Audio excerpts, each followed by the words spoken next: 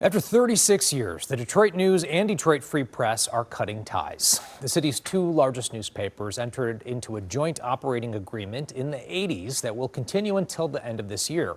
But starting in 2026, their advertising, marketing, and other business operations will be completely separate.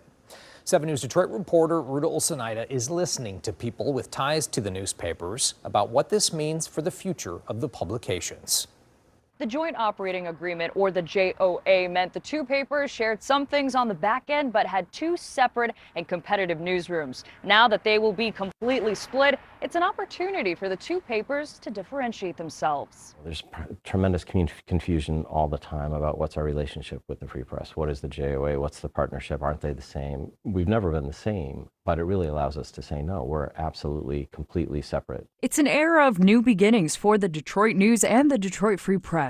For years, the two newspapers were under a JOA, sharing just about everything except a newsroom. Distribution, production, advertising sales, marketing, human resources, those kinds of things are all handled by the partnership between the two companies. MSU journalism professor Joe Grimm actually worked at the Free Press at the time the agreement was established. He said it was made at a time print journalism was struggling and was necessary to keep the two conglomerates afloat.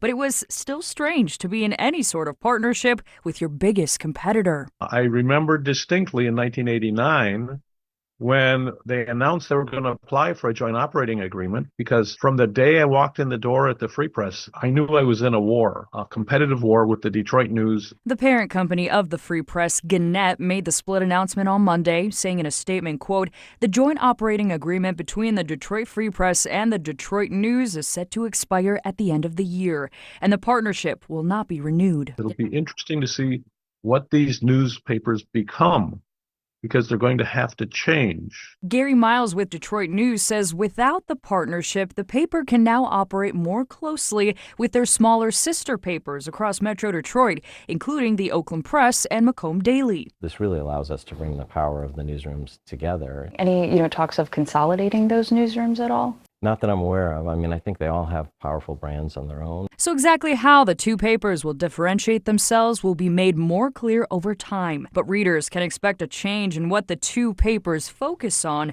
very soon. From downtown, I'm Ruta Olsonida, 7 News Detroit. Bottom line, we certainly hope they both stay alive because newspapers are still so important, especially for local issues and investigations that others cannot take the time to uncover. There would be a huge void if they were to disappear, that's for sure. Yes, indeed. Support your local papers.